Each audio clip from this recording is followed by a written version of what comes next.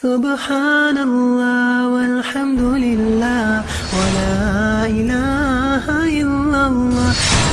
يا أيها الذين آمنوا كتب عليكم الصيام كما كتب على الذين من قبلكم لعلكم تتقون. بسم الله الرحمن الرحيم. الحمد لله رب العالمين والصلاة والسلام على سيد المرسلين وعلى آله وأصحابه أجمعين. I feel honored to be standing here speaking to you in front of such a great sheikh and other shuyukh. So just so that we could benefit from the shuyukh here, and especially our teacher and teacher of many of our teachers, Shaykh al-Islam Mufti Muhammad Taqi Usmani. So just a brief introduction. I'm sure Mufti Muhammad Taqi Usmani, he doesn't need my introduction. All of you are aware about his work. But for the benefit of some brothers, Mufti Muhammad Taqi Usmani is one of the leading scholars living today. He is an expert in the field of Islamic jurisprudence, economics, hadith and ihsan. Born in Deoband in 1943. He graduated from Dars al-Nizami at Darul Uloom Karachi. Then he specialized in Islamic jurisprudence under the guidance of his eminent father, Mufti Muhammad Shafi, the late Grand Mufti of Pakistan. Since then, he has been teaching hadith fiqh at the Darul Uloom, which is in Karachi. He has authority to teach hadith from many scholars. For example, from his father, Mufti Muhammad Shafi, Maulana Idris Kandahlawi, Qari Muhammad Tayyib, Maulana Samiullah Khan, Mufti Rashid Ahmad, Maulana Sahban Mahmud, Allama Zafar Ahmad Usmani, Shaykh al-Hadith Hazrat Maulana Zakaria Kandahlawi, Shaykh Hassan Mashat, rahimahumullah, and many other scholars.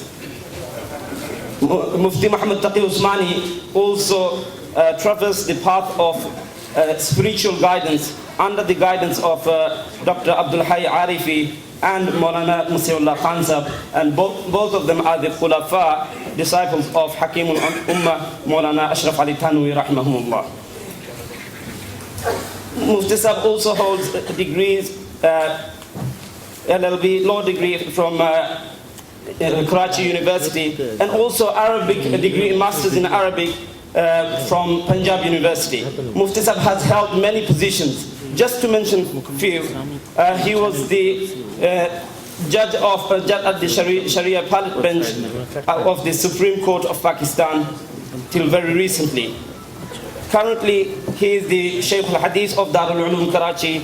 He is the chairman of International Sharia Standard Council, set up by the Accounting and Auditing Organization for Islamic Financial Institutions, Bahrain.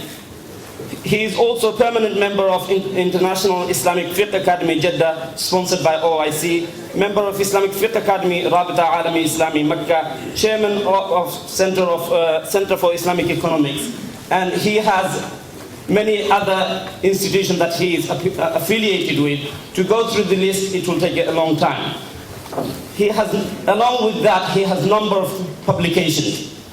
The last time I checked, it was more than 60. And I've got a list here of his publications. And some of the publications, they go into volumes. Many scholars would know, especially Takmila Fathul Mulhim, which is a commentary on Sahih Muslim, which goes into many volumes. Not only that, if you look at any area, it seems this is what Mufti Sahab is focusing on. Really, he is focusing on many areas. And this is, I would like to point out here, this is a reminder for us that Allah subhanahu wa ta'ala, like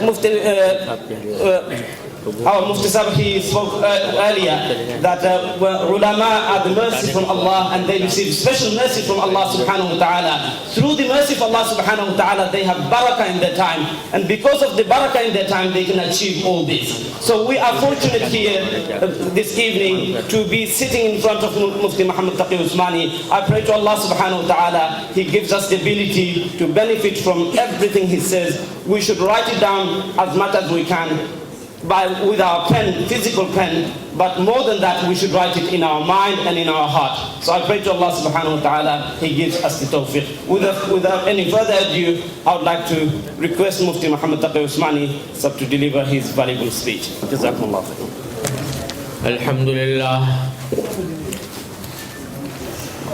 الحمد لله نحمده ونستعينه ونستغفره ونؤمن به ونتوكل عليه ونعوذ بالله من شرور أنفسنا ومن سيئات أعمالنا من يهده الله فلا مضل له ومن يضلله فلا هادي له وأشهد أن لا إله إلا الله وحده لا شريك له وأشهد أن سيدنا وسندنا ونبينا ومولانا محمدا عبده ورسوله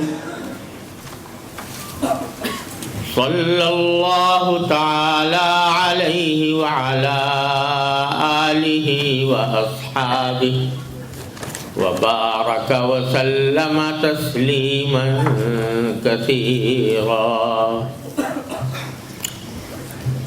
أما بعد فأعوذ بالله من الشيطان الرجيم بسم الله الرحمن الرحيم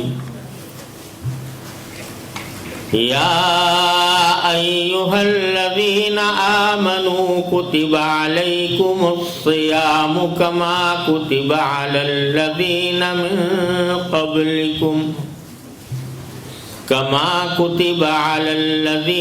من قبلكم لعلكم تتقون آمنت بالله صدق الله مولانا العظيم وصدق رسوله النبي الكريم ونحن على ذلك من الشاهدين والشاكرين والحمد لله رب العالمين.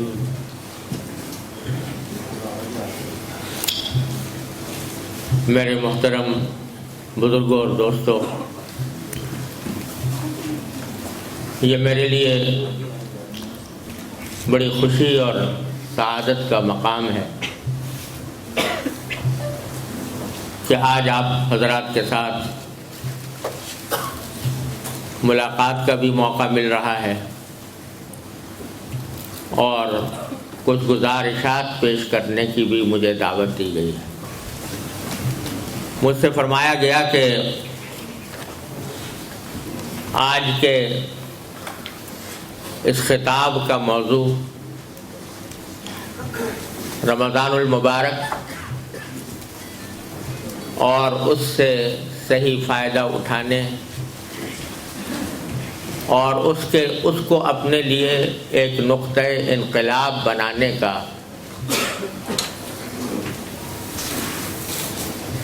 تصور ہے، جس کو آج کی اس نشست میں واضح کرنے کی مجھے دعوت دی گئی ہے. عام طور سے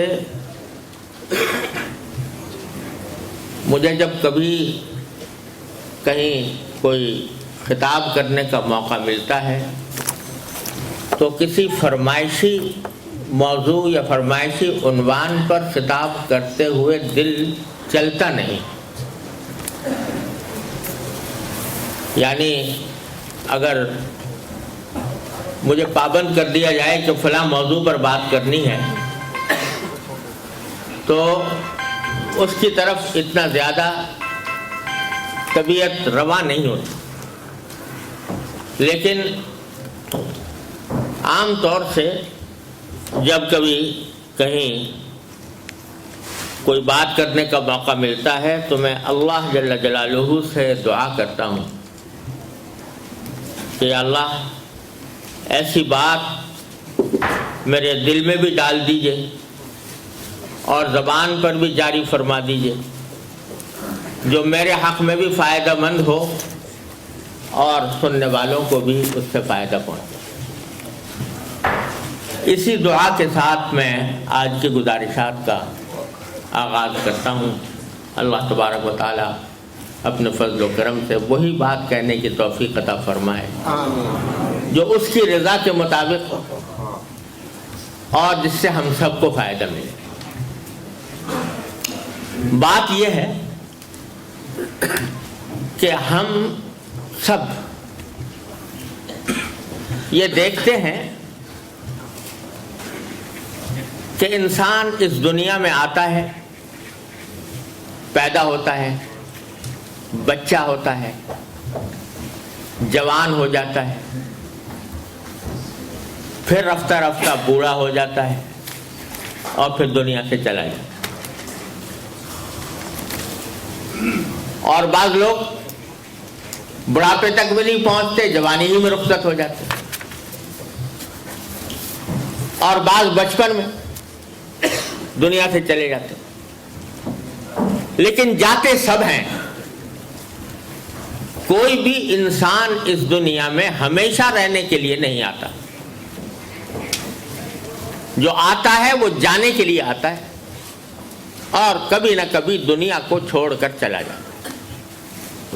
یہ سلسلہ ہزاروں سال سے چلا آ رہا ہے اور اس میں کوئی استثناء نہیں۔ کوئی پیغمبر ہو، نبی ہو، ولی ہو، بادشاہ ہو، صاحب اقتدار ہو، کوئی بھی ہو، وہ ان میں سے ہر ایک کا انجام بالآخر یہ ہے کہ وہ دنیا سے جاتا ہے۔ قضا ہر ایک کی برحق ہے اس کے ہاتھوں سے، ولی بچے نہ پیمبر نہ حاتم و رستم۔ یہ ایک اللہ تبارک و تعالیٰ کا قانون ہے جو چلا آ رہا ہے اور ہم آنکھوں سے اس کو دیکھتے ہیں۔ اس سے یہ پتہ چلتا ہے کہ یہ دنیا ہمیشہ رہنے کی جگہ نہیں، اور یہ دنیا میں جو انسان آتا ہے وہ ایک سفر ہے۔ دنیا اس کی منزل نہیں، ایک سفر ہے۔ وہ سفر مکمل کر کے وہ پھر کسی اور جگہ چلا جاتا ہے۔ اگر رہنے کی جگہ ہوتی، ہمیشہ رہنے کی جگہ ہوتی، تو پھر کوئی تو ایسا ہوتا، آدم علیہ السلام سے لے کر آج تک کوئی ایک فرد ایسا ہوتا کہ جو ہمیشہ زندہ رہا ہوتا۔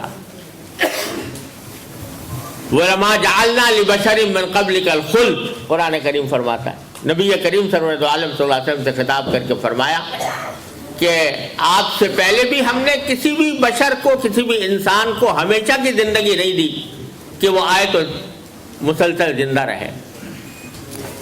تو یہ بات ہر انسان کو سوچنے کی ہے کہ میں جو یہاں آیا ہوں اور کبھی یہاں سے چلا جاؤں گا، تو میرے آنے کا مقصد کیا ہے، میں کیوں آیا ہوں۔ یہ ایک سفر ہے جس سے ہم سب گزر رہے ہیں، اور ہر سفر کی کوئی منزل ہوتی ہے، ہر سفر کا کوئی مقصد ہوتا ہے۔ اگر کوئی شخص سفر پر ویسے ہی چل پڑے بغیر کوئی مقصد ذہن میں رکھے ہوئے تو وہ احمق کہلائے گا، بیوقوف ہوگا۔ کوئی جاتا ہے تجارت کے مقصد سے سفر کرتا ہے، کوئی ٹورزم کے مقصد سے سفر کرتا ہے، سیاحت اس کی مقصود ہوتی ہے، کوئی اپنے عزیز و دوستوں سے ملاقات کے لیے جاتا ہے، وہ اس کا مقصد ہوتا ہے، کوئی حج کے سفر پر جاتا ہے، یہ تو عبادت کرنا مقصود ہوتا ہے، کوئی علم حاصل کرنے جاتا ہے تو علم حاصل کرنا اس کا مقصد ہوتا ہے۔ لیکن ایسا کوئی نہیں ہے کہ جس کو پتہ نہ ہو کہ میں کیوں سفر پر روانہ ہوا۔ تو قرآن ہمیں اس بات کی دعوت دیتا ہے، اور ہر انسان کو بحیثیت انسان کے یہ سوچنا چاہیے کہ میں آخر کیوں اس دنیا میں آیا۔ تو اس کا جواب اس بات کا کہ میں کیوں دنیا میں آیا ہوں، یہ وہی ذات دے سکتی ہے جس نے دنیا میں بھیجا، انسان کو دنیا میں بھیجا۔ اسی سے پوچھو کہ اے اللہ اگر اللہ تعالیٰ پر ایمان ہے تو اللہ تعالیٰ سے پوچھنا چاہیے کہ اللہ آپ نے ہمیں دنیا میں کیوں بھیجا؟ تو اس کا جواب قرآن کریم نے ایک آیت میں دیا اور فرمایا وَمَا خَلَقْتُ الْجِنَّ وَالْإِنسَ إِلَّا لِيَعْبُدُونَ، میں نے جنات اور انسانوں کو کسی اور کام کے لیے نہیں، صرف ایک کام کے لیے پیدا کیا، اور وہ یہ کہ وہ میری بندگی کریں۔ وَمَا خَلَقْتُ الْجِنَّ وَالْإِنسَ إِلَّا لِيَعْبُدُونَ، میں نے نہیں پیدا کیا جنات کو اور انسانوں کو کسی اور کام کے لیے، الا مگر اس کام کے لیے کہ لیعبدون، تاکہ وہ میری بندگی کریں، میری عبادت کریں۔ اب بندگی یا عبادت کس کو کہتے ہیں؟ عام طور سے جب اس کا انگریزی میں ترجمہ کیا جاتا ہے عبادت کا، تو ترجمہ یہ کیا جاتا ہے کہ عبادت کا کو انگریزی میں کہتے ہیں ورشپ۔ تو آیت کا ترجمہ بھی یہ کیا جاتا ہے کہ I have created the jinn and the humankind only to worship me، کہ مجھے عبادت کرنے کے لیے مجھے پیدا کیا گیا، یہ ترجمہ کیا جاتا ہے۔ لیکن حقیقت یہ ہے کہ ورشپ کے لفظ سے عبادت کا صحیح مفہوم ادا نہیں ہوتا، کیونکہ ورشپ انگریزی میں ایک خاص ریچولز کا نام ہے۔ وہ خاص ریچولز اگر انسان ادا کرے تو وہ ورشپ ہے، اور اس سے آگے کوئی اور مقصد اس کا نہیں، اور وہ صرف خاص طریقوں سے ادا ہوتی ہے۔ چرچ میں چلا جائے آدمی تو سروس، وہاں پر چرچ کے اندر سروس ہوگی، وہ ورشپ ہے۔ اتوار کے دن ہوگی یا کسی اور دن ہوگی۔ یہودی مذہب میں یہ ورشپ ہے، یہودی مذہب میں کوئی اور طریقہ ورشپ کا موجود ہے، اور ہندو مذہب میں بتوں کے آگے ہاتھ جوڑ کے کھڑے ہو جانا اور اس کو ڈنڈ آؤٹ کرنا، یہ مسجد ہے، وہ ورشپ ہے۔ لیکن قرآن جس کو عبادت کہتا ہے، اور جس چیز کا نام عبادت قرآن کریم نے رکھا ہے، جس کو انسان کی زندگی کا بنیادی مقصد قرار دیا ہے، وہ عبادت بڑا وسیع اور بڑا ہمہ گیر مفہوم رکھتی ہے۔ اس عبادت کے معنی یہ ہے کہ انسان اللہ کا بندہ بن جائے۔ اللہ کا بندہ یعنی اللہ کی بندگی کرنے والا، جس کے معنی یہ ہوتے ہیں کہ جیسے پہلے زمانے میں لوگ غلام ہوا کرتے تھے، سلیو جو غلام ہوا کرتے تھے، تو ان کا کام یہ ہوتا تھا کہ وہ اس کا جو ماسٹر ہے سلیو کا، وہ جو کوئی بھی کوئی کام کرنے کو کہے گا وہ انجام دے گا، جس چیز کو کا حکم دے دے گا وہ کام کرے گا۔ دیکھیے، جو آدمی کسی دوسرے کی کوئی خدمت کرتا ہے یا سروس کرتا ہے، اس کی کئی قسمیں ہوتی ہیں۔ ایک نوکر ہوتا ہے یا امپلائی ہوتا ہے، وہ امپلائی کسی خاص کام کے لیے رکھا جاتا ہے کہ میں نے اس کو دکان پر اپنے ملازم امپلائی رکھا ہے، یہ میرے دکان کی دیکھ بھال کرے گا، یہ دفتر میں کوئی خاص کام انجام دے گا، یا کوئی خاص وقت اس کا مقرر ہوتا ہے، اس خاص وقت کے اندر 8 گھنٹے کی ڈیوٹی دے گا، یہ امپلائی ہے۔ لیکن اس کام سے ہٹ کر اگر اس کا جو امپلائر ہے وہ اگر کسی اور کام کے اوپر اس کو کا حکم دے تو وہ اس کا پابند نہیں۔ اگر کوئی فرض کرو دفتر میں ملازم ہے، اس کا باس یہ تو کہہ سکتا ہے کہ دفتر کا کام کرو، لیکن اگر اس سے وہ کہے کہ میرے گھر جا کر میرے گھر کی صفائی کرو، گھر کو صاف کرو، تو یہ اس کو حق نہیں پہنچتا۔ لیکن ایک اس سے بڑھ کر غلام ہوتا ہے جس کو سلیو کہتے ہیں، اس کا کام یہ ہے کہ ماسٹر جو کچھ کہے وہ کام کرے۔ ماسٹر اگر اس کو یہ کہے کہ حکومت کرو، وہ حکومت کرے گا۔ اگر ماسٹر اس کو یہ کہے کہ تم بیت الخلا صاف کرو، وہ بیت الخلا صاف کرنے پر مجبور ہوگا۔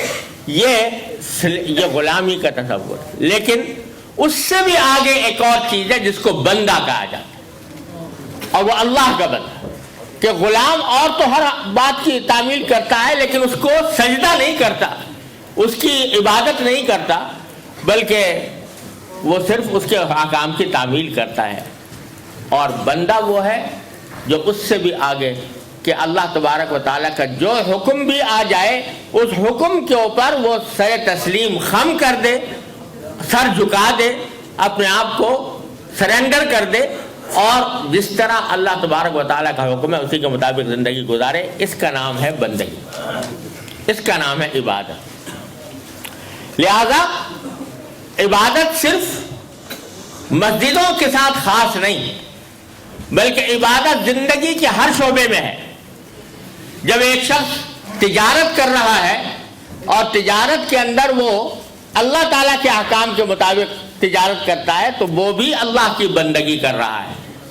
کوئی ملازمت کر رہا ہے تو ملازمت کے اندر جب وہ اللہ تعالیٰ کے احکام کی پابندی کے ساتھ ملازمت کرتا ہے تو وہ بھی اللہ تعالیٰ کی بندگی کر رہا ہے. اللہ تعالیٰ نے فرمایا کہ سود مت کھاؤ، سود کو چھوڑ دو. تو اب جو شخص کے اللہ تعالیٰ کے حکم کو مانتے ہوئے سود کو چھوڑ رہا ہے وہ بھی بندگی کر رہا ہے، وہ بھی عبادت کر رہا ہے. اگرچہ اس کو آپ انگریزی میں ورشپ نہیں کہہ سکتے، لیکن وہ اللہ تبارک و تعالیٰ کی بندگی ہے کہ اللہ تعالیٰ کے حکم کی تعمیل ہے، اس کی اطاعت ہے. یہ ہے بندگی اور عبادت جس کے لیے انسان کو پیدا کیا.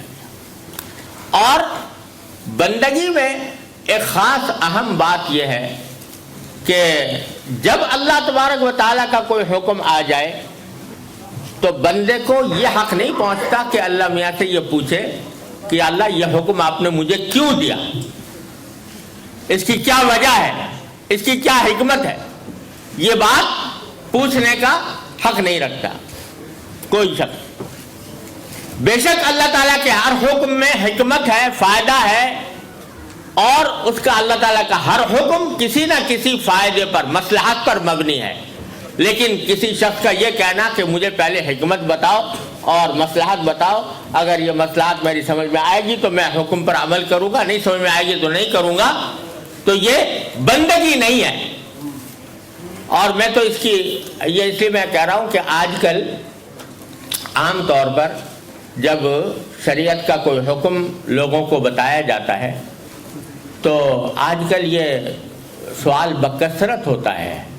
لوگ پوچھتے ہیں کہ اس حکم کے پیچھے لاجک کیا ہے، اس کے پیچھے لاجک بتاؤ کیا ہے. اور اس کا مطلب یہ ہوتا ہے کہ اگر ہماری سمجھ میں اس کی لاجک نہیں آئے گی تو ہم اس کو نہیں مانیں گے. یہ پہلے پوچھتے ہیں کہ لاجک بتاؤ. اگر آج کی دنیا میں کہا جاتا ہے بھائی سود حرام ہے مثال کے طور پر، تو اکثر و بیشتر لوگ پوچھتے ہیں بھائی سود کی یہ لاجک کیا ہے، یہ حرام ہونے کی لاجک کیا ہے، اس کے پیچھے کیا، اس کا آبجیکٹو کیا ہے، اس کے پیچھے کیا مقصد ہے کہ کیوں حرام کیا گیا. جواب یہ بھی دیا جا سکتا ہے کہ بہت سارے فوائد ہیں، اور آج کی دنیا نے تو ثابت کر دیا کہ سود نے جتنی تباہ کاری مچائی ہے اتنی کسی اور چیز نے نہیں مچائی معاشی میدان کے اندر. لیکن یہ ایک مسلمان کا یا کسی بھی عقل مند کا کام نہیں. میں اس کی مثال یہ دیتا ہوں کہ فرض کرو کہ آپ کے گھر میں آپ نے ایک ملازم رکھا ہو، ایک نوکر ایک گھر میں رکھا ہو جو آپ کے گھر کے کام کرنے کے لیے آپ نے رکھا. آپ اس نوکر سے کہتے ہو کہ بھائی میرے لیے 10 کلو گوشت لے کر آؤ بازار سے. تو جواب میں اگر وہ یہ کہے کہ صاحب کیوں لاؤں، پہلے آپ مجھے لاجک بتائیے 10 کلو کیوں لاؤں. آپ تو 2 آدمی گھر میں ہیں اور 2 آدمیوں کے لیے تو آدھا کلو گوشت بھی کافی ہو سکتا ہے. آپ جو 10 کلو منگا رہے ہیں تو پہلے مجھے لاجک بتاؤ، اور پھر اگر میری لاجک سمجھ میں آ جائے گی تو لاؤں گا، ورنہ نہیں لاؤں گا. اگر کوئی نوکر، آپ کا نوکر آپ سے یہ بڑے سوال کرے، آپ کیا کرو گے؟ وہ نوکر اس لائق نہیں ہے کہ اس کو نوکری پر رکھا جائے، اس کو کان پکڑ کر باہر نکال دیا جائے گا کہ تجھے یہ حق نہیں پہنچتا کہ مجھ سے پوچھے کہ میں کیوں 10 کلو منگوا رہا ہوں. میں جانوں، میرا کام جانے. تمہیں یہ حق نہیں پہنچتا کہ تم مجھ سے یہ پوچھو کہ میں نے یہ حکم کیوں دیا. آپ اپنے نوکر سے یہ بات برداشت نہیں کرتے، کوئی بھی نہیں کرتا. اس کو آپ فائر کر دیتے ہو اس وجہ سے کہ یہ آدمی اس لائق نہیں ہے کہ اس کو نوکر رکھا جائے. آپ تو حالانکہ آپ بھی انسان ہو، نوکر بھی انسان ہے، دونوں انسان ہیں، دونوں بشر ہیں، دونوں سے غلطی ہو سکتی ہے، لیکن آپ اس کا یہ سوال برداشت نہیں کرتے. لیکن اللہ تبارک و تعالیٰ اگر آپ سے یہ کہیں کہ فلاں کام کرو یا فلاں کام نہ کرو، تو آپ اگر جواب میں یہ کہو کہ جی پہلے لمحہ مجھے بتائیے لاجک کیا ہے اس کے پیچھے، اور اس کے پیچھے کیا مصلحت اور کیا حکمت ہے، جب تک کہ میں یہ نہیں سمجھوں گا اس وقت تک میں عمل نہیں کروں گا. تو بتاؤ یہ بندگی ہوئی یا سرکشی ہوئی؟ یہ سرکشی ہے کہ آدمی انسان یہ کہے کہ میں تو پہلے لاجک سمجھوں گا پھر بعد میں. آج یہ دنیا کے اندر بکثرت یہ سوال، جہاں جاؤ قرآن کے احکام کے بارے میں، نبی کریم سرور عالم صلی اللہ علیہ وسلم کے احکام کے بارے میں یہ لاجک. تو اور صرف لاجک ہی نہیں، لوگ اپنا بھی خیال ظاہر فرماتے ہیں. وہ جب کوئی شریعت کا معاملہ آتا ہے تو کہتے ہیں کہ میرا تو خیال یہ ہے، آئی تھنک، میں تو یہ سوچتا ہوں، میرا خیال تو یہ ہے کہ یوں ہونا چاہیے. یہ اللہ تبارک و تعالیٰ کے احکام اور نبی کریم سرور عالم صلی اللہ علیہ وسلم کے احکام کے ساتھ سرکشی ہے. آپ اپنے نوکر کے ساتھ جو کام برداشت نہیں کرتے، وہ اللہ تبارک و تعالیٰ اللہ کے رسول صلی اللہ علیہ وسلم کے ساتھ وہ کام کرنا چاہتے ہو. جو اللہ کا حکم آ جائے تو وہاں ایک مسلمان کا کام یہ ہے کہ بس یہ اللہ کا حکم ہے، میری سمجھ میں آئے یا نہ آئے، ہر حال میں اس کے اوپر عمل کرنے کا پابند ہوں.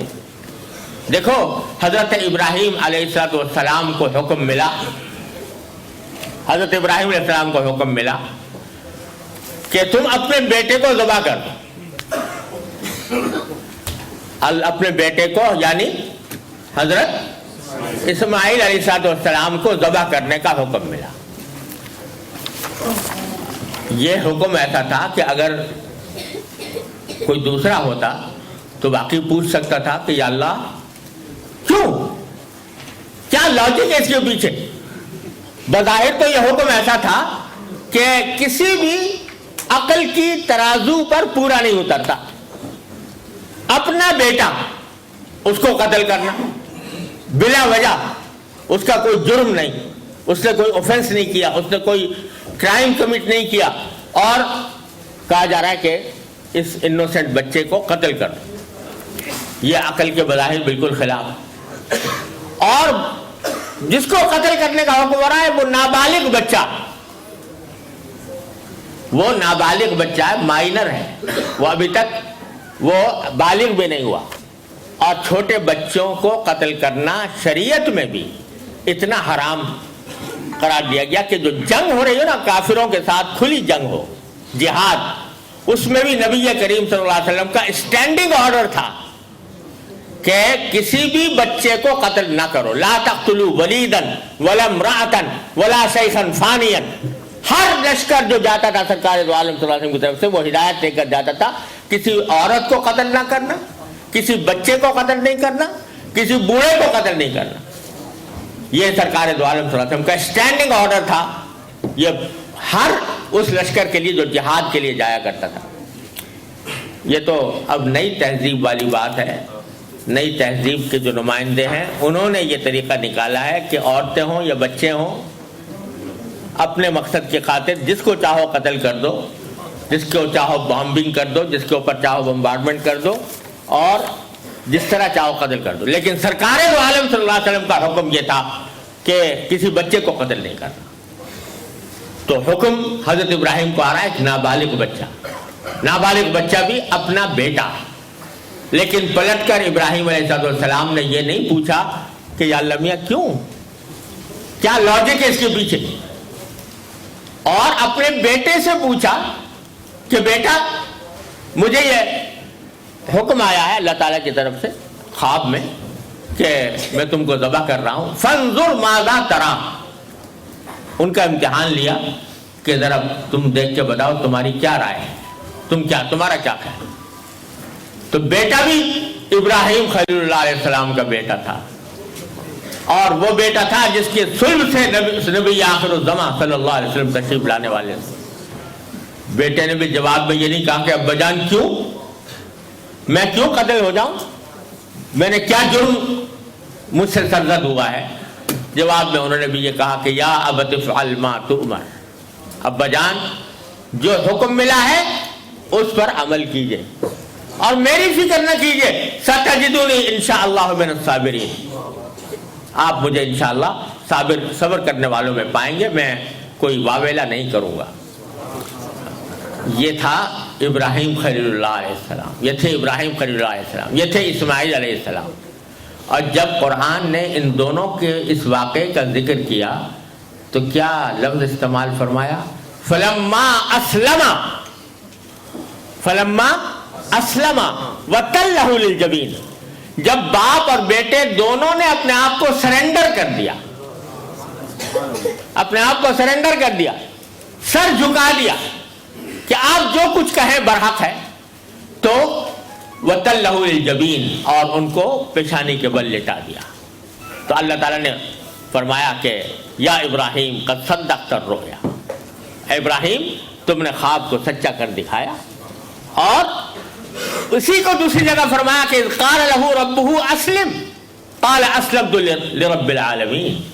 جب اس کے پروردگار نے کہا کہ اپنے آپ کو سرنڈر کر دو میرے حکم کے آگے، تو انہوں نے کہا میں نے کر دیا، سرنڈر کر دیا اپنے رب العالمین کے سامنے. یہ ہے اسلام. یہاں پر لفظ اسلام کا استعمال کیا قرآن نے. اسلام یہ ہے کہ آدمی اپنے آپ کو ٹوٹلی سرنڈر کر دے اللہ تبارک و تعالیٰ کے سامنے. اس کا جب حکم آ جائے گا تو میں چون و چرا نہیں کروں گا، جو حکم آئے گا اس کے اوپر عمل کر کے دکھاؤں گا. تو میرے بھائیوں، یہ تمہید میں نے اس لیے باندھی کہ رمضان المبارک کا جو مہینہ آنے والا ہے، اس میں اللہ تبارک و تعالیٰ نے یہ سرنڈر کرنے کی تربیت دی ہے، تربیت دی ہے. قدم قدم پر اس کے احکام پر آپ غور کیجئے تو اس میں یہ ٹریننگ دینی مقصود ہے کہ انسان اللہ تبارک و تعالیٰ کے حکم کا تابع بن جائے، اللہ تعالیٰ کے حکم کے آگے سر جھکانے والا بن جائے، اپنی عقل چلانا چھوڑ دے اللہ کے حکم کے آگے، بلکہ وہ اللہ تبارک و تعالیٰ کی حکم کی ایسی اطاعت کرے کہ اس کے رگ و پے میں یہ بات بس جائے کہ جو میرے اللہ کا حکم آئے گا میں اس کے آگے سر تسلیم خم کر دوں گا. کیا ہے؟ دیکھو رمضان کے اندر، رمضان میں سب سے پہلا جو سب سے عظیم عبادت ہے وہ کون سی ہے؟ کون سی عبادت ہے؟ روزہ. کیا معنی روزہ کے؟ کہ کھانا چھوڑو، پینا چھوڑو اور اپنی جنسی خواہشات، سیکسول ڈیزائرز جو ہیں ان کو قابو کرو کہ دن کے وقت میں تم اس کے اوپر عمل نہیں کر سکتے. یہ حکم آ گیا. تو اب اگر ذرا سوچو، کوئی لاجک لگاؤ اس میں. بعض لوگ اس کی حکمتیں بیان تو کرتے ہیں، حکمتیں بے شک ہیں، روزہ رکھنے میں بہت سارے فوائد بھی ہیں، لیکن وہ در حقیقت ضمنی فوائد ہیں، ثانوی ہیں، سیکنڈری فوائد ہیں.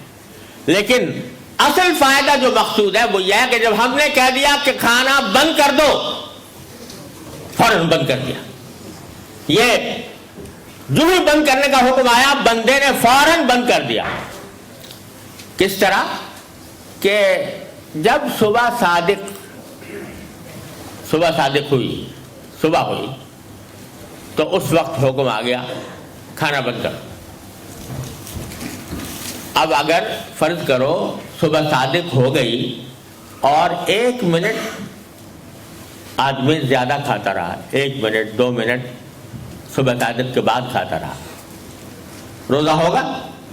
نہیں ہوگا. بھلا بتاؤ، کوئی لاجک بتاؤ یار کہ اس کے پیچھے یہ، یعنی فرض کرو آج یہاں تو بڑا لمبا روزہ ہوتا ہوگا نا، آج کل روزہ آئے گا تو 14-16 گھنٹے کا ہوگا شاید. تو کوئی آدمی 14 گھنٹے روزہ رکھے، 15 گھنٹے صرف 2 منٹ شروع کے وہ اس نے کھانے میں گزار دیے، روزہ ہوا کہ نہیں ہوا؟ نہیں ہوا. یہ جو 14-15 گھنٹے گزرے، حالانکہ اس میں بھوکا رہا، پیاسا رہا، نہ کھایا نہ پیا، لیکن روزہ نہیں ہوا. کیوں نہیں ہوا؟ اس واسطے کہ جو حکم آیا تھا اس حکم کی تعمیل نہیں ہو سکی. 2 منٹ زیادہ گزر گئے تو روزہ ختم ہوا. تو یہ کیا لاجک کے اعتبار سے اگر دیکھو تو بھائی مقصد تو یہ تھا نا کہ سارا دن آدمی کھائے پیے بغیر گزارے. سارا دن گزارا، صرف 2 منٹ ہی کی تو بات تھی، لیکن اس 2 منٹ کی وجہ سے سارا روزہ جاتا رہا. سارا دن روزہ رکھ لیا، 14 گھنٹے 15 گھنٹے، غروب ہونے میں 1-2 منٹ باقی تھے اور اس وقت کھا لیا. روزہ ہوا؟ حالانکہ 14-15 گھنٹے روزہ رکھا تھا، لیکن وہ نہیں ہوا. کیوں نہیں ہوا؟ اس لیے نہیں ہوا کہ ابھی اللہ کا حکم کھانے کے لیے نہیں آیا تھا. اس واسطے وہ روزہ اللہ کے حکم کے مطابق نہیں ہوا، روزہ ضائع چلا گیا. اب اگر کوئی شخص اس کے اوپر فلسفہ نکالے، کوئی اس کی فلسفی تلاش کرے، اس کی لاجک کیا ہوئی، تو لاجک سوائے اس کے کچھ نہیں ہے کہ یہ بتلانا ہے، کہ اس بات کی ٹریننگ دینی ہے کہ جس لمحے ہمارا حکم، جو حکم آ جائے، تمہارا کام یہ ہے کہ اس کی اتباع کرو، اس کو مانو، اس کے اوپر عمل کرو. وہ کرو گے تو بندے ہو اللہ کے، اور اگر وہ نہیں کرو گے تو بندگی کے خلاف ہے، تمہاری زندگی کے مقصد کے خلاف ہے. اور سنیے، آپ نے یہ بات سنی ہوگی اور ہر روزے دار تقریباً جانتا ہے یہ بات کہ جب افطار کا وقت ہو جائے، روزے کے افطار کا وقت ہو جائے، اس کے بعد حکم یہ ہے، سنت یہ ہے کہ جلد از جلد افطار کرو، دیر نہ کرو افطار کرنے میں، جلدی سے جلدی کرو. اسی لیے حدیث میں اس کی تاکید فرمائی گئی ہے کہ جب افطار کا وقت آئے تو جلدی افطار کرو، دیر نہ کرو. چاہے پانی پی لو، ایک کھجوری کھا لو، لیکن افطار جلدی کرو. اب یہ عجیب بات ہے کہ ایک طرف تو کہا جا رہا تھا کبھی کھاؤ نہیں، پیو نہیں، لیکن جب افطار کا وقت آیا تو کہ جلدی کھاؤ، جلدی پیو. یہ اگر کھانا اور ہم کھانے سے روکنا مقصود تھا، بھوکا پیاسا رکھنا مقصود تھا، تو بھائی تھوڑا سا اور اگر بھوکا پیاسا رہ جائیں تو کیا خرابی، اور بھی اچھی بات معلوم ہوتی ہے بظاہر کہ اللہ کے لیے کچھ اور دیر. لیکن کیوں بتلانا یہ مقصود ہے کہ نہ تمہیں کھانا رکھنے میں کوئی اجر ہے، نہ تمہارا کھانا کوئی مقصود ہے، نہ بھوکا رہنا مقصود ہے. اصل مقصود یہ ہے کہ ہمارے حکم کو مانو. ہمارا حکم جب تک تھا کہ کھانا مت کھاؤ، جب ہمارا حکم آ گیا کہ کھاؤ، تو اب کھانا تمہارے لیے ضروری ہو گیا، اب جلد از جلد کھاؤ. اور اسی لیے صوم الوصال حدیث میں آتا ہے کہ نبی کریم سرور دو عالم صلی اللہ علیہ وسلم کی خصوصیت تھی کہ آپ مسلسل روزے رکھتے تھے. یعنی ایک روزہ بھی ختم نہیں ہوا، دوسرا روزہ شروع ہو گیا، رات کو بھی روزہ، اگلے دن بھی روزہ. لیکن صحابہ کرام کو منع کر دیا، تمہارے لیے جائز نہیں، تم مت رکھو. کیوں؟ تمہارے لیے حکم یہ ہے کہ جب افطار ہو جائے تو افطار ہوتے ہی تم اللہ کے حکم کے مطابق کھانا شروع کر دو. تو نہ کھانے میں کچھ رکھا ہے، نہ بھوکا رہنے میں کچھ رکھا ہے، جو کچھ ہے ہمارے حکم کی تعمیل میں ہے، ہمارا حکم ماننے میں ہے. یہ مسئلہ بھی آپ نے سنا ہوگا، اور حدیث میں اس کا بھی ذکر آیا ہے کہ حضور اقدس سرور دو عالم صلی اللہ علیہ وسلم کی سنت یہ تھی، اور آپ نے اس کی ترغیب بھی دی ہے، سحری دیر سے کھاؤ، سحری دیر سے کھاؤ. یعنی جس وقت وقت ختم ہونے والا ہے تو بالکل وقت ختم ہونے سے آخری لمحات میں جتنا آدمی سحری کھائے گا اتنا ہی افضل ہے. تاخیر السحور افضل ہے، سحری کو تاخیر میں سے کھانا.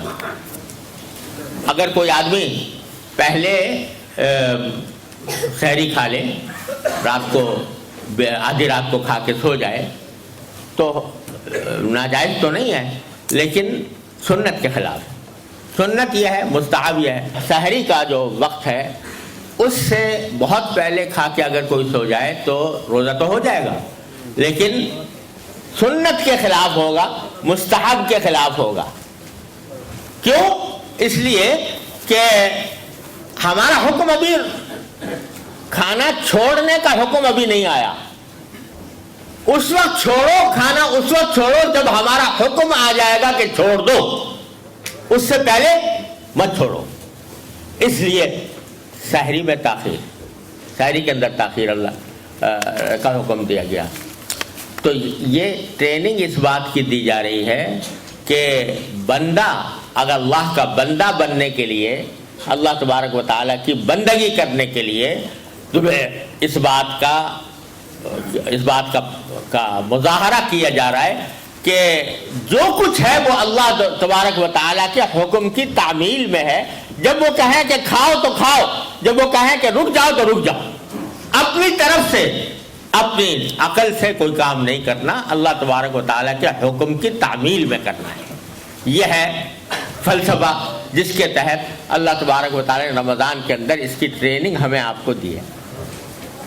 दूसरी बात यह है कि ये बात कि इंसान अल्लाह तबारक व तआला के हुक्म का पाबंद बन जाए और वो अपनी अकल और अपने ख्वाहिशात सबको अल्लाह तबारक व तआला के हुक्म के आगे कुर्बान कर दे, ये जज्बा पैदा होता है दर हकीकत इंसान की रूह के अंदर। जब अल्लाह तबारक व तआला की इताअत समा जाती है तो उससे ये जज्बा पैदा होता है।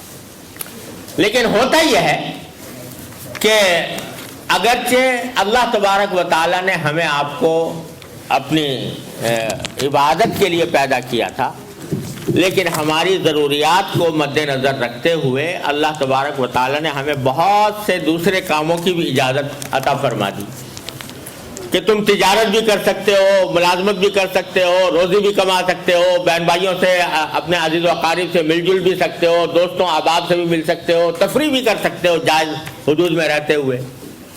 लेकिन साल के 11 महीने हमारे इस तरह गुजरते हैं कि उसमें हम इन दूसरे कामों में इतने ज़्यादा मशगूल और मुनहमिक हो जाते हैं कि वही मादी मफादात हमारे ऊपर गालिब आ जाता है। ज़्यादातर हमारी सोच इसके गिर्द घूमती है कि ज़्यादा पैसे कहाँ से हासिल कर लूँ, ज़्यादा आराम कहाँ से मिल जाए, ज़्यादा लज्जत कहाँ से हासिल हो जाए।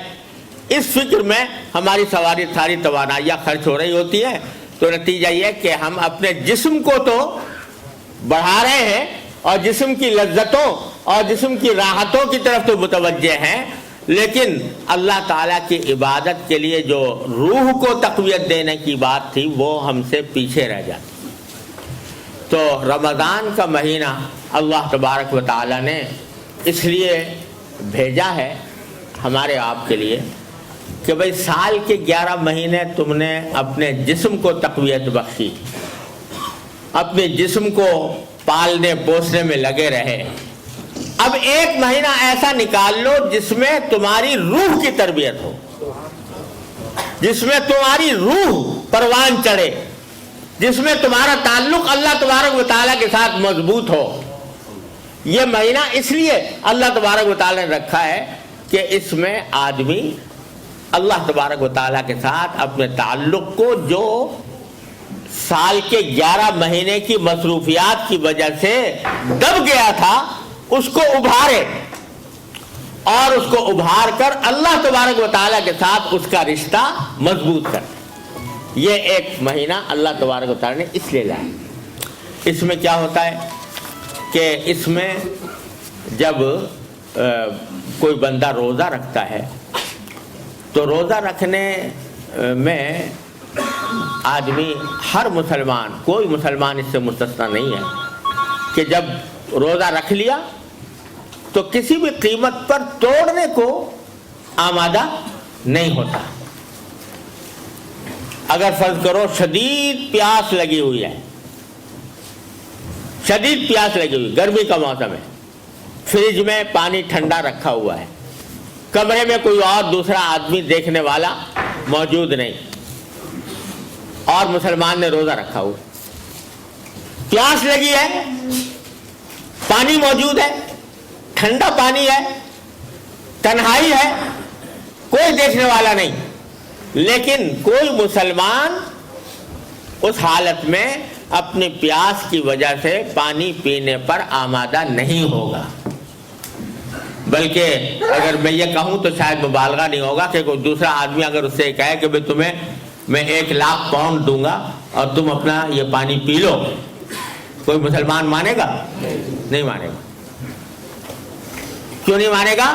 اس واسطے کہ اس کے دل میں یہ بات ہے کہ میں نے روزہ رکھا ہوا ہے، اللہ تعالیٰ کے حکم کی بنیاد پر رکھا ہوا ہے، لہذا میرا کتنا ہی دل چاہ رہا ہو اور کتنی ہی مجھے خواہش ہو رہی ہو، کتنے مجھے لالچ دیے جا رہے ہوں، میں روزہ توڑوں گا نہیں. یہ کیا چیز ہے؟ کیا چیز ہے جو اسے روزہ توڑنے سے روک رہی ہے؟ یہ اس کی روح کے اندر جو اللہ تبارک و تعالیٰ کے ساتھ تعلق ہے، وہ ہے جو اس کو روزہ توڑنے سے روک رہا ہے. اسی کا نام تقویٰ ہے، اسی کا نام تقویٰ ہے. اسی لیے قرآن کریم میں فرمایا کہ یا ایھا الذین آمنوا کتب علیکم الصیام کما کتب علی الذین من قبلکم لعلکم تتقون، کہ ایمان والو تمہارے پر روزے فرض کیے گئے ہیں، کیوں؟ تاکہ تمہارے اندر تقویٰ پیدا ہو. مطلب یہ کہ یہ تقویٰ جو رمضان کے اندر تمہارے دل میں آ گیا ہے کہ روزہ نہیں توڑوں گا چاہے کچھ ہو جائے، اللہ تبارک و تعالیٰ کے حکم کی خلاف ورزی نہیں کروں گا، چاہے کتنا نقصان ہو جائے، چاہے مجھے کتنا لالچ دیا جائے، لیکن میں اللہ تبارک و تعالیٰ کے حکم کی خلاف ورزی نہیں کروں گا. یہ جو تمہارے دل میں جذبہ پیدا ہوا ہے یہی تقویٰ ہے. تو اسی کو آگے بڑھانے کے لیے، اس کی ٹریننگ دینے کے لیے اللہ تبارک و تعالیٰ نے یہ رمضان کا مہینہ بھیجا ہے، تاکہ تمہیں اس بات کی ٹریننگ حاصل ہو کہ اللہ کے حکم کے آگے اپنی خواہشات کو قربان کرنا پڑے گا تو قربان کروں گا، اپنے مفادات کو قربان کرنا پڑے گا تو کروں گا. جس طرح روزے میں کرتے ہو تو اللہ تبارک و تعالیٰ اپنے رحمت سے یہی جذبہ ہمیں زندگی کے دوسرے کاموں میں بھی عطا فرما دے. اسی کا نام تقویٰ ہے. یعنی جس طرح شدید پیاس کے باوجود میں روزے میں پانی نہیں پیتا اور شدید پیاس کے بھوک کے باوجود کھانا نہیں کھاتا، تو جب باہر نکلوں گا تو چاہے جتنی خواہش ہو رہی ہو، کتنا ہی دل مچل رہا ہو کہ میں اپنے آنکھ سے کوئی گناہ کی چیز دیکھوں، کسی نامحرم پر لذت کی غرض سے نگاہ ڈالوں، اور اس کے لیے دل مچل رہا ہے، دل میں خواہشات پیدا ہو رہی ہیں، جذبات پیدا ہو رہے ہیں، لیکن جس طرح تم وہاں پیاس کے باوجود پانی نہیں پی رہے تھے، اسی طرح یہاں پر اپنی آنکھ کو اس غلط کام سے بچا لو. یہ نام ہے، یہ ہے تقویٰ. تو اس تقویٰ کی تربیت دینی مقصود ہے کہ جب یہ رمضان کے اندر بار بار یہ واقعہ پیش آئے گا کہ خواہشات کو قربان کرو گے اللہ کے لیے، تو اس سے دل میں تقویٰ پیدا ہوگا اور وہ تقویٰ پھر اگلی زندگی کے اندر بھی کام آئے گا. تو رمضان کی کے عبادتوں میں اگر آپ دیکھو اور اس کے اوپر غور کرو تو یہ بڑے عظیم ٹریننگ کا زمانہ ہے، تربیت کا زمانہ ہے، نفس کی تربیت کا، روح کی تربیت کا، انسان کے اخلاق اور اعمال کی تربیت کا زمانہ اللہ تبارک و تعالی نے رکھا ہے. دن کے وقت میں روزہ ہے اور رات کے وقت میں اللہ تعالیٰ کے بارگاہ میں تراویح کی نمازیں ہیں، اور اس کو آسان کرنے کے لیے، ٹریننگ کو آسان کرنے کے لیے اللہ تبارک و تعالیٰ نے کچھ اسباب ایسے پیدا فرما دیے ہیں کہ فرمایا کہ شیطانوں کو بند کر دیا جاتا ہے اس زمانے میں، تاکہ وہ بہکانے کی صلاحیت ان کی کمزور پڑ جائے اور وہ انسان کو بہکا نہ سکے. تو تمہارے لیے یہ آسانی اللہ تبارک و تعالیٰ نے پیدا فرما دی ہے. اور آج کل ایک رسم چل پڑی ہے استقبال رمضان کی. اس کے لیے محفلیں منعقد ہوتی ہیں، جلسے ہوتے ہیں، تقریبات ہوتی ہیں. مجھے تو اندیشہ ہے کہیں یہ بھی کوئی بدعت کی شکل اختیار نہ کر لے. لیکن رمضان کا استقبال حقیقت میں یہ ہے کہ آدمی یہ سمجھے کہ یہ مہینہ جو آ رہا ہے اس کو میں اپنی روح کی تربیت اور اللہ تبارک و تعالیٰ کے ساتھ تعلق کی مضبوطی کے لیے استعمال کروں گا. یہ آدمی پہلے سے اس بات کا تہیہ اور اس بات کا عزم کرے تو یہ ہے صحیح استقبال رمضان کا. اور اس کا طریقہ یہ ہے کہ یہ رمضان جیسا میں نے عرض کیا صرف روزہ رکھنے اور تراویح پڑھنے کی حد تک محدود نہ رہنا چاہیے، بلکہ پہلے سے آدمی 2 کاموں کا اہتمام کرے تو انشاءاللہ یہ انسان کی زندگی میں بڑی خوشگوار تبدیلی لانے کا ذریعہ بن سکتا ہے. 2 باتیں. ایک بات یہ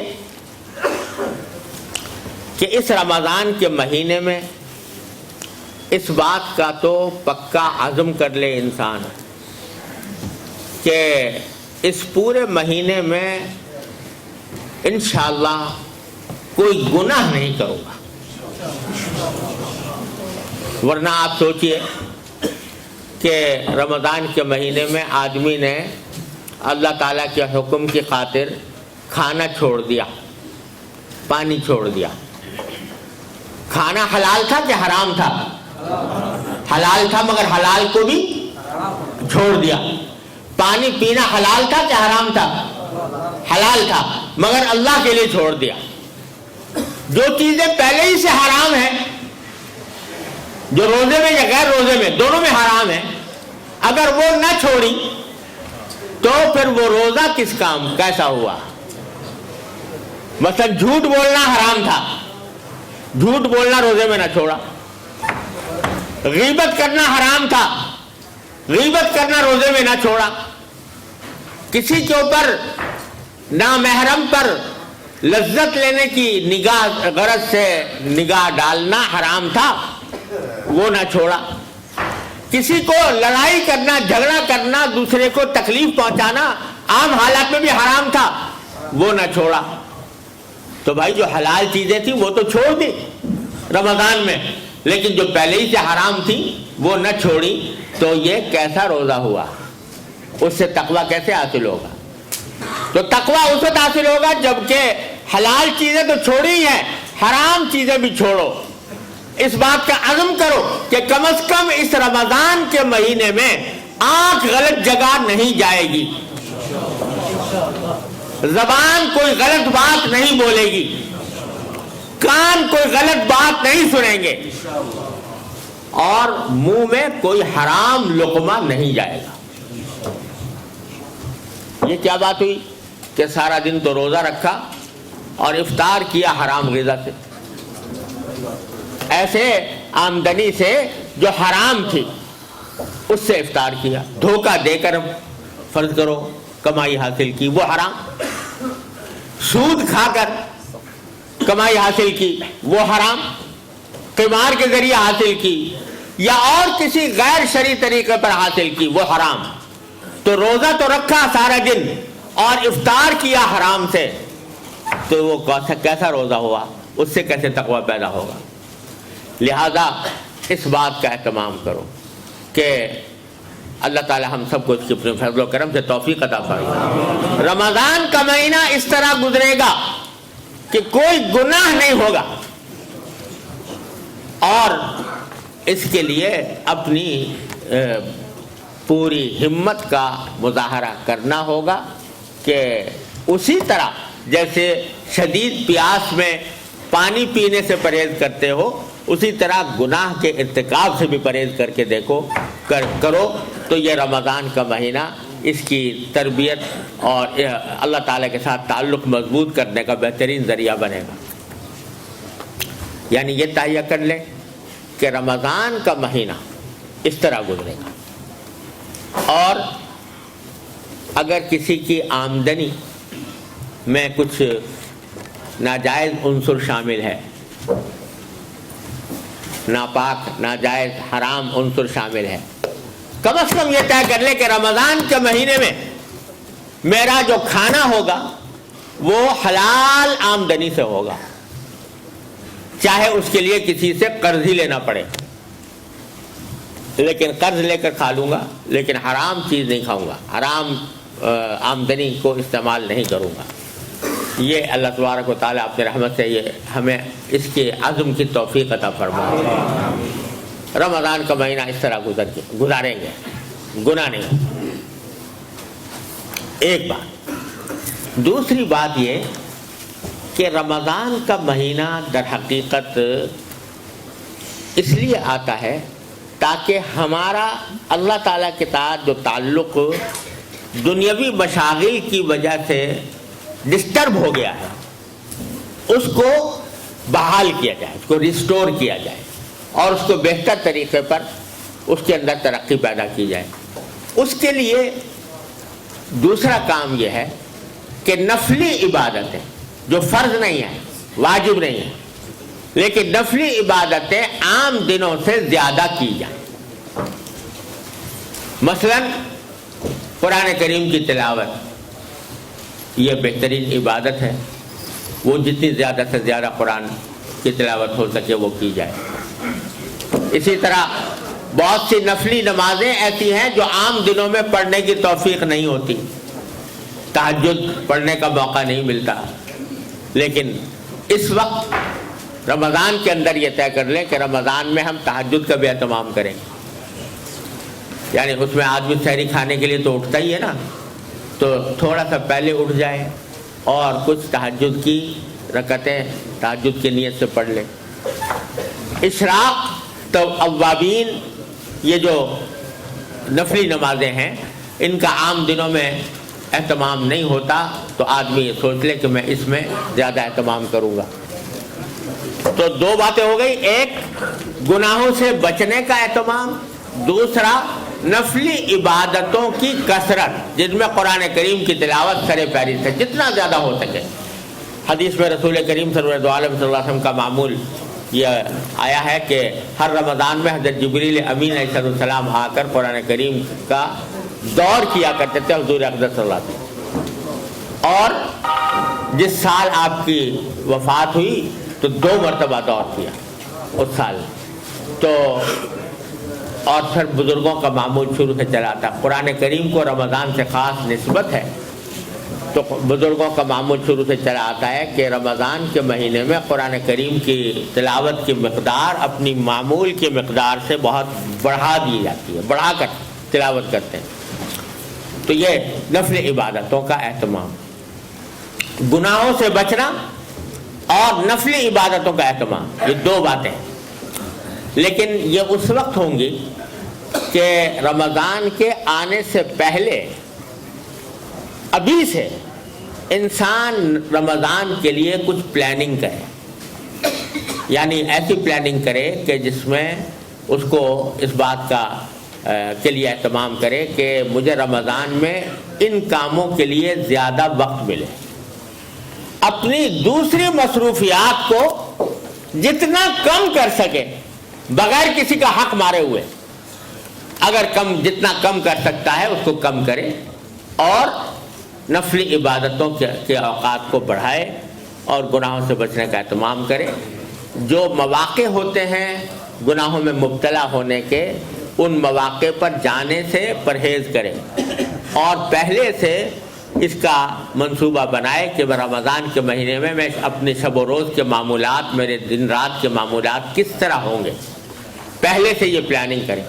तो जब शुरू होगा रमज़ान तो इंशाअल्लाह इन 2 बातों का जब एहतमाम होगा तो अल्लाह ताला की रहमत से जो इसका असल मकसद है कि इंसान की ज़िंदगी में तब्दीली आए, वो तक़वा की तरफ बढ़े, उसका अल्लाह तबारक व तआला के साथ ताल्लुक़ मजबूत हो, वो इंशाअल्लाह फ़ायदा हासिल होगा।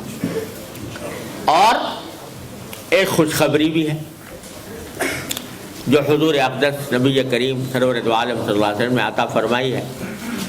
खुशखबरी ये अता फरमाई है कि आपने फरमाया कि मन सलिम लहू रमज़ान सलिमत लहू सना। یعنی جس شخص کا رمضان سلامتی سے گزر جائے اس کا پورا سال سلامتی سے گزرے گا. یہ سرکار دو عالم صلی اللہ علیہ وسلم کا وعدہ ہی نہیں ہے، بشارت ہے، خوشخبری ہے کہ رمضان سلامتی سے گزر گیا تو انشاءاللہ سارا سال سلامتی سے گزرے. تو اگر ہم نے اس کا اہتمام کر لیا کہ یہ رمضان جو آ رہا ہے اس میں ہم ان باتوں کا اہتمام کرتے ہوئے اور اس کو سلامتی کے ساتھ گزار دیں، گناہوں سے بچ کر گزار دیں، اللہ تعالیٰ کے ساتھ تعلق کو مضبوط کر کے گزار دیں، تو اللہ تعالیٰ کی رحمت سے امید ہے، سرکار دو عالم صلی اللہ علیہ وسلم کی خوشخبری ہے کہ انشاءاللہ آئندہ سال بھی اسی سلامتی کے ساتھ گزرے گا. اللہ تعالیٰ اس کی توفیق عطا فرمائے. دیکھو یہ بعض اوقات انسان کی زندگی میں انقلاب اس طرح آ جاتا ہے کہ ایک چھوٹا سا نقطہ انسان کی پوری زندگی بدل دیتا ہے. یہ اللہ تعالیٰ کی طرف سے اس کا کرم ہوتا ہے. اللہ یجتبی الیہ من یشاء ویہدی الیہ من ینیب. اللہ تعالیٰ نے وعدہ فرمایا اللہ تعالیٰ اپنی طرف کھینچ لیتے ہیں جس کو چاہتے ہیں، اور جو اللہ تعالیٰ کی طرف رجوع کرتا ہے اس کو اپنی طرف ہدایت عطا فرماتے ہیں. تو میرے شیخ حضرت عارفی قدس اللہ تعالیٰ سرہ، اللہ تعالیٰ ان کے درجات بلند فرمائے، وہ ایک بڑی تسلی کی بات فرمایا کرتے تھے جس سے بڑی تسلی ہوتی. علماء حضرات موجود ہیں، وہ اس کا صحیح لطف محسوس کریں گے. وہ فرماتے تھے کہ اللہ یجتبی الیہ من یشاء، اس میں یشاء کی ضمیر جو ہے تو وہ بظاہر اللہ تعالیٰ کی طرف راجع ہے کہ اللہ تعالیٰ اپنی طرف کھینچ لیتا ہے جس کو چاہتا ہے. حضرت فرماتے ہیں کہ اس میں ایک احتمال یہ بھی ہے کہ یشاء کی ضمیر من کی طرف راجع ہے، یعنی اللہ تعالیٰ کھینچ لیتے ہیں اپنی طرف اس کو جو کھینچنا چاہے. اللہ یجتبی الیہ من یشاء، یعنی جو چاہے کہ مجھے اللہ تعالیٰ کھینچ لے، اللہ اس کو بھی کھینچ لیتے ہیں اپنی طرف. ہاں جو کھینچنا ہی نہ چاہے تو پھر اس کا تو کوئی علاج نہیں، لیکن جو کھینچنا چاہتا ہو کہ اللہ تعالیٰ مجھے کھینچ لے، اس کو اللہ تعالیٰ کھینچ لے. تو اس کے معنی کیا ہوئے کہ اگر ہم چاہیں گے کہ اللہ تعالیٰ ہمیں اپنی طرف کھینچ لے تو اللہ تعالیٰ کھینچ لیں گے. اور چاہنے کا مطلب یہ ہے، اللہ کے کھینچنے کا چاہنے کا مطلب یہ ہے کہ قدم بڑھاؤ، ارادہ کرو، ہمت کو تازہ کرو، عزم کو تازہ کرو اور ایک قدم بڑھا دو گے. اللہ تعالیٰ فرماتے ہیں جو میری طرف ایک قدم بڑھ کے آتا ہے میں اس کی طرف 2 قدم بڑھ کے جاتا ہوں. جو میری طرف ایک بالش آتا ہے میں 1 ہاتھ اس کے آگے جاتا ہوں. جو 1 ہاتھ میرے پاس آتا ہے تو میں 2 ہاتھ اس کے آگے جاتا ہوں. اللہ تعالیٰ کا یہ حکم ہے. الذین جاہدوا فینا لنہدینہم سبلنا، جو ہمارے راستے میں کوشش کرتے ہیں ہم ان کو پکڑ کر اپنے راستے پر لے جاتے ہیں. یہ اللہ تبارک و تعالیٰ کا وعدہ ہے، معمولی بات نہیں ہے. اور حکیم الامت رحمۃ اللہ علیہ حضرت تھانوی رحمۃ اللہ علیہ فرماتے ہیں کہ اس کی کچھ تھوڑی سی نظیر یہ ہے کہ دیکھو ایک جب بچہ ہوتا ہے وہ شروع میں جب چلنا سیکھتا ہے تو چلنا نہیں آتا، ماں باپ اس کو چلانے کی عادت ڈالنا چاہتے ہیں. تو ابھی وہ کھڑا ہونا سیکھا ہے، اس نے چلنا نہیں سیکھا، تو ماں باپ اس کو بلاتے ہیں آؤ، اور وہ ڈرتا ہے آتے ہوئے. اگر آئے گا آگے بڑھے گا تو 1 آدھ قدم بڑھا کر گرنے لگتا ہے، لیکن باپ گرنے نہیں دیتا. جب 1 قدم بڑھاتا ہے تو باپ اس کو گود میں اٹھا کر اس کو گرنے سے روک لیتا ہے. تو حضرت فرماتے ہیں جو شخص اللہ جل جلالہ کی طرف بڑھتا ہے تو اللہ تعالیٰ اس کو گرنے نہیں دیتا، اللہ تعالیٰ گرنے نہیں دیتے، اس کو اٹھا لیتے. اور جب باپ ایسا کرتا ہے تو اللہ جل جلالہ کی رحمت و شفقت تو باپ سے کہیں زیادہ. لہذا گھبراؤ نہیں, مایوس نہ ہو. اپنے حالات کا جائزہ جب لیتے ہو تو اس میں مایوسی کو راہ نہ دو. اللہ تعالیٰ نے توبہ کا دروازہ کھول رکھا ہے. جب کبھی گرنے لگو اللہ تبارک و تعالیٰ کو پکارو, یا اللہ میں گرنے لگا ہوں, مجھے سنبھال لیجیے. اللہ تعالیٰ سنبھال لے. اور اگر پھر بھی گر پڑو تو پکار لو ان کو کہ استغفر اللہ ربی من کل ذنب واتوب الیہ, میں اللہ تعالیٰ سے استغفار کرتا ہوں, توبہ کرتا ہوں. تو اللہ تعالیٰ فوراً معاف فرما. یاد رکھو, یہ توبہ اور استغفار ایسی چیز ہے کہ اللہ تبارک و تعالیٰ نے سارے گناہوں کا تریاق اتنا آسان بنا دیا. شیطان کو اللہ تعالیٰ نے بے شک پیدا کیا اور انسان کے دل میں نفس بھی رکھ دیا, رفتانی خواہشات بھی رکھ دی جو انسان کو گناہوں کی طرف لے جاتی ہیں. لیکن اللہ جل جلالہ کی رحمت سے یہ بات ناممکن تھی کہ وہ زہر پیدا کرے اور تریاق پیدا نہ کرے. تو اللہ تعالیٰ نے جہاں گناہ کا زہر پیدا کیا, شیطان اور نفس پیدا کیا, وہاں اس کا تریاق اتنا آسان اتنا آسان اتنا آسان کر دیا کہ اگر کبھی تمہیں شیطان ڈس لے, یہ نفسانی خواہشات کی وجہ سے گناہ میں مبتلا ہو جاؤ, مایوس نہ ہو, بلکہ میری طرف رجوع کر کے کہہ دو استغفر اللہ ربی من کل ذنب واتوب الیہ. جب کہہ دو گے تو سب دھل جائے گا, سب دھل جائے گا. اور حضرت حکیم الامت رحمۃ اللہ علیہ فرماتے ہیں کہ توبہ اور استغفار کے ذریعے گناہ کے معاف ہونے کا مطلب یہ ہے کہ وہ گناہ انسان کے نامہ اعمال ہی سے مٹا دیا جاتا ہے, نامہ اعمال ہی میں نہیں رہتا. یعنی ایک صورت تو یہ تھی نا کہ لکھ دیا جاتا کہ بھئی یہ گناہ کیا تھا مگر چلو ہم نے معاف کر دیا. وہ فرماتے ہیں لکھا بھی نہیں جائے گا. قیامت میں بھی جب نامہ اعمال سامنے آئے گا اس میں اللہ تعالیٰ نہیں اس کو ظاہر نہیں فرمائیں گے. ایک تو حساب کتاب کے طریقے ہوتے ہیں نا, اکاؤنٹس میں ایک ڈیبٹ ہوتا ہے کریڈٹ ہوتا ہے, تو وہ دونوں ساتھ ساتھ چلتے رہتے ہیں, ڈیبٹ بھی آ رہا ہے کریڈٹ بھی آ رہا ہے, اور آخر میں جا کے ٹوٹل ہو جاتا ہے. تو اللہ تعالیٰ کے یہاں یہ ڈیبٹ کریڈٹ نہیں ہے. اللہ تعالیٰ کے یہاں جب کبھی گناہ معاف ہوا تو بس وہ بیلنس شیٹ سے غائب ہو گیا, اس کے اندر باقی نہیں رہا, تاکہ قیامت میں دیکھ کر انسان کو شرمندگی بھی نہ ہو, قیامت میں شرمندگی بھی نہ ہو. اللہ تعالیٰ ایسے تواب الرحیم ہے. لہذا گھبراؤ نہیں. قل یا عبادی الذین اسرفوا علی انفسہم لا تقنطوا من رحمت اللہ ان اللہ یغفر الذنوب جمیعا. کتنے کھلے کھلے لفظ میں اللہ تعالیٰ نے فرمایا, اے وہ لوگوں, میرے وہ بندو جنہوں نے اپنی جانوں پر ظلم کیا ہے, اللہ کی رحمت سے مایوس نہ ہو. یقین رکھو کہ اللہ تعالیٰ سارے گناہوں کو معاف کر دے گا. یہ الفاظ ہیں جو قرآن نے کہے.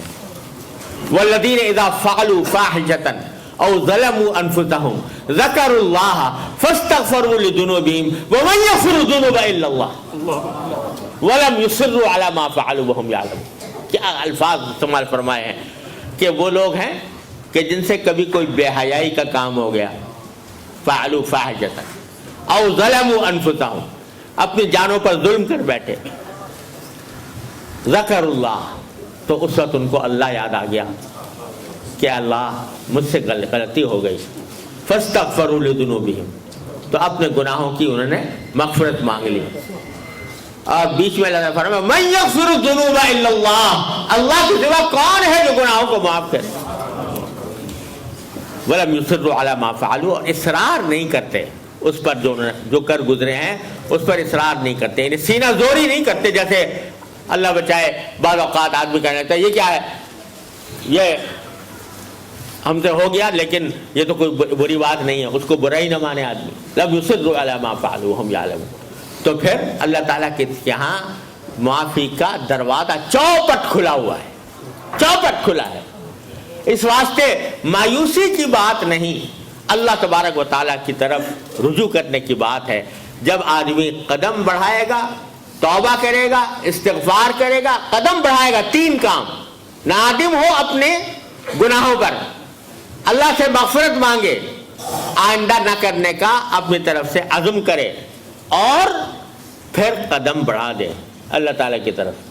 تو پھر فرمایا کہ یجتبی الیہ من یشاء, جو چاہتا ہے کہ مجھے کھینچ لیا جائے اللہ تعالیٰ اس کو کھینچ لیتے ہیں. تو بھائی یہ ساری خوشخبریاں ہمارے لیے موجود ہیں, اور ان خوشخبریوں کو عمل میں لانے کا بہترین وقت آنے والا ہے, رمضان کا مہینہ. اللہ تبارک و تعالیٰ اپنے فضل و کرم سے, اپنے رحمت سے ہمیں اس سے صحیح فائدہ اٹھانے کی توفیق عطا فرمائے. ایک گزارش آخر میں یہ کروں گا کہ اسی رمضان کے مہینے میں جو ہمارے عام مسلمان بھائی ہیں وہ کچھ دینی کتابوں کے مطالعے کا بھی اہتمام کریں. جیسے وہ کتابیں جن میں فضائل مذکور ہیں, رمضان مبارک کے حضرت شیخ الحدیث صاحب کی کتابیں ہیں فضائل کے اوپر, وہ ہیں, یا ایسی کتابیں جس میں نبی کریم سرور دو عالم صلی اللہ علیہ وسلم کی احادیث کی تشریح ہے, قرآن کریم کی تفسیریں چھپی ہوئی ہیں, ان کے مطالعے کا اہتمام کریں. اپنے گھر والوں کو بھی جمع کر کے قرآن کریم کی تفسیر اور اس کا مطلب سمجھانے کی کوشش کریں. اور صحابہ کرام کے حالات, حیات الصحابہ, حضرت شیخ الحدیث صاحب حضرت مولانا محمد یوسف کاندھلوی رحمۃ اللہ علیہ کی حیات الصحابہ ہے. تو صحابہ کرام کے حالات جو ہیں وہ ایسی چیز ہیں کہ جو انسان کی زندگی میں انقلاب لانے والی ہیں. ان کے باتوں میں نور ہے, ان کے واقعات میں نور ہے, ان کے ناموں میں نور ہے. اس کو پڑھیں اور اپنے گھر والوں کو سنائیں. تو مجھے اللہ تعالیٰ کی رحمت سے امید ہے, کچھ بعید نہیں ہے کہ یہ آنے والا رمضان ہم سب کے لیے اپنی زندگیوں میں ایک خوشگوار انقلاب لانے کا ذریعہ بن جائے. ایک بات آخری شب برات سے متعلق یہ ہے کہ 15 شعبان قبرستان جانے کا معاملہ, کہ لوگ شب برات میں قبرستان کے اندر جانے کا بھی بڑا اہتمام کرتے ہیں بعض اوقات. صورتحال یہ ہے کہ ایک روایت میں ہے کہ رسول کریم سرور دو عالم صلی اللہ علیہ وسلم اس رات میں بقیع تشریف لے گئے. وہ روایت بھی اگرچہ سنداً کمزور ہے لیکن بہرحال ایک روایت میں ہے. اگر اس کو مان لیں تو بھی میرے والد ماجد قدس اللہ تعالیٰ سے روح فرماتے ہیں کہ نبی کریم سرور دو عالم صلی اللہ علیہ وسلم سے جو بات جس درجے میں ثابت ہے اس درجے ہی پہ اس کو رکھنا ضروری ہے. ساری زندگی میں ایک واقعہ کہ شب برات میں آپ قبرستان تشریف لیں, ساری زندگی میں ایک مرتبہ یہ واقعہ بیان ہوا ہے. تو میرے والد ماجد رحمۃ اللہ فرمایا کرتے تھے لہذا اس کو کچھ سنت مستمرہ نہیں قرار دینا چاہیے, بلکہ کبھی چلے گئے کبھی نہیں بھی گئے. کبھی اگر اس خیال سے چلے گیا کہ چونکہ رسول کریم صلی اللہ علیہ وسلم زندگی میں ایک مرتبہ تشریف لے گئے تھے تو لاؤ بھائی ہم بھی چلے جائیں, تو اس میں بھی کوئی حرج نہیں. لیکن اس کو ایسا لازمی بنا لینا کہ شب برات جب آئے گی تو ضرور قبرستان جائیں گے, یہ بات جو ہے وہ درست نہیں, یہ درست نہیں. تو اس لیے اگر کوئی چلا جائے تو اس کے اوپر نکیر بھی نہیں کرنی چاہیے بہت زیادہ, لیکن اگر نہ جائے تو بھی کوئی نکیر نہیں.